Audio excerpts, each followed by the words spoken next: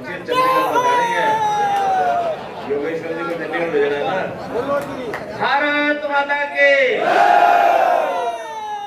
या फिर जीरकपुर अच्छा फिर बोलो भारत माता के। बाबा मनशा महाराज जी, हमारे हरियाणा प्रदेश के deputy chief minister Shri Dushyant Chautala ji, cabinet में मेरे साथी मंत्री श्री कंवरपाल जी, खेल मंत्री श्री संदीप सिंह जी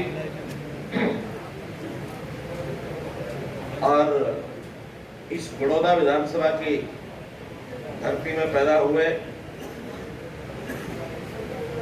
न केवल प्रदेश बल्कि देश का नाम रोशन करने वाले, अंतर्राष्ट्रीय ख्याति प्राप्त, जिनको यहां अपने गठबंधन सरकार की ओर से, भारतीय जनता पार्टी, जननायक जनता पार्टी की ओर से प्रत्याशी बनाया गया, ऐसे हमारे पहलवान श्री योगेश्वर दत्त जी, हमारे सांसद रोहतक श्री अरविंद शर्मा जी, सांसद करनाल श्री संजय भाटिया जी, सांसद राज्यसभा श्री रामचंद्र जांगड़ा जी, बहुत ही वरिष्ठ नेता श्री केसी बांगड़ जी, विधायक और चेयरमैन श्री जगदीश नैयर जी, विधायक श्री सोमवीर, चेयरमैन और विधायक श्री सोमवीर सांगवान जी, विधायक श्री विशंबर वाल्मीकि जी, विधायक और चेयरमैन श्री धर्मपाल गोंदर जी,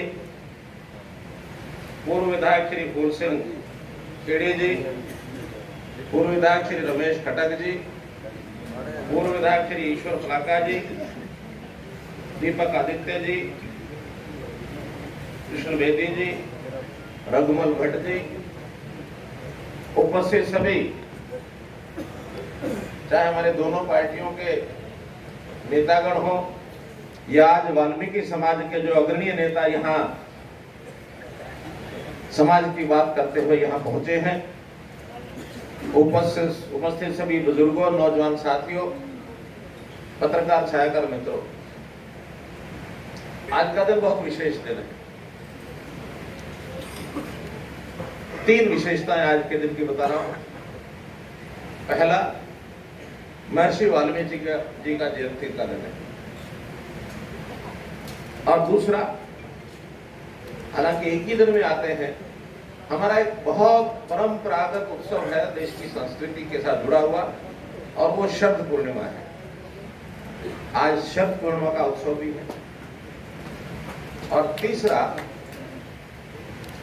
हमारे देश को एकता की कड़ी में बांधने वाले देश के पूर्व गृह मंत्री, लौह पुरुष सरदार वल्लभ भाई पटेल का भी जन्मदिन है।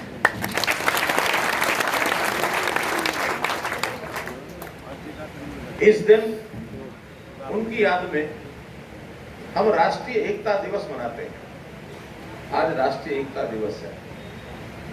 हर वर्ष इस दिन एकता दौड़ें ये सारे देश भर में होती हैं, लेकिन इस बार क्योंकि कोरोना है, इस कारण से उन दौड़ों का आयोजन तो स्थगित किया गया, लेकिन उनकी याद में कल 1 नवंबर को हम राष्ट्रीय एकता की शपथ जरूर ग्रहण करेंगे। कल 1 नवंबर हरियाणा दिवस भी है।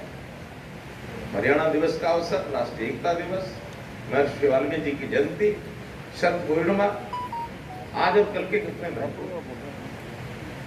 महर्षि वाल्मीकि जी का जितना गुणगान करे उतना कम है। उन्होंने हमारे समाज को एक रास्ता दिखाया, पथ प्रदर्शन किया। समाज में जो घोर निराशा थी, उस निराशा को दूर करने के लिए सब प्रकार के जो भेद हैं उनको मिटाकर, कोई जाति का भेद, कोई वर्ग का भेद, कोई परंपराओं का भेद, इनको दूर करके उन्होंने समाज के अंदर एक एकता ये स्थापित करने के लिए एक रास्ता दिखाया। महर्षि वाल्मीकि रामायण उन्होंने जो लिखी उसमें से हमें वो रामायण का काल जिसकी दिशा आज तक हमको मिलती है, एक बड़ा प्रशंसनीय पूजनीय ग्रंथ इसको लिखा। आज भी हम उसको पढ़ते हैं तो सामाजिक जीवन में चेतना जागृत होती है कि हम अपनी छोटी मोटी बातों को बुलाकर समाज को एक करके आगे बढ़ना है, जोड़ने का काम। चाहे महर्षि वाल्मीकि जी की रामायण के ग्रंथ से हमको मिलती है और चाहे वल्लभ भाई पटेल के एकता के सूत्र में पिरोई उन्होंने 500 से ऊपर 550 के लगभग रियासतें उनको एक करके इस देश की एकता की। इसलिए इस जोड़ने के काम में हम हमेशा अग्रणी रहते हैं, समाज को जोड़ना। लेकिन दुर्भाग्य से ये जो कांग्रेस पार्टी का शासन देश के आजाद होने के बाद इतने लंबे समय तक चला, उन्होंने भी समाज को जोड़ने का काम नहीं किया, बल्कि अंग्रेजों की राह पर चल करके तोड़ने का काम किया और जातिगत फूट डालने का काम किया। हम लोग इन चीजों से ऊपर हैं। हर व्यक्ति का अपना गुण होता है, चरित्र होता है, उसकी अपनी एक प्रतिभा होती है। उस प्रतिभा के नाते से व्यक्ति आगे बढ़े, गुणों के नाते से आगे बढ़े, ये हमारी विचारधारा है। और उसी प्रकार से आज ये जो चुनाव की वेला है, आप लोग इन सब बातों को ध्यान में रखना होगा। स्वाभाविक है, जब चुनाव होता तो आमने सामने कोई ना कोई तो होता ही है। आज चुनाव सिर्फ दो ही प्रत्याशियों के बीच में है, दो ही प्रकार के दलों में ये बट गया है, एक तरफ गठबंधन और एक तरफ कांग्रेस। हम कुछ नहीं कहते, कोई और प्रकार की बात नहीं, केवल आप दोनों प्रत्याशियों का तुलना कर लो। आप जब तुलना करेंगे तो एक तरफ हमारा प्रत्याशी पहलवान योगेश्वर दत्त अंतरराष्ट्रीय ख्याति प्राप्त, जिस दिन इनको मेडल मिले थे हर भारतीय का सिर ऊंचा हुआ था, छाती चौड़ी हुई थी। ये किसी जाति पाति के प्रतीक बनकर के नहीं आए थे,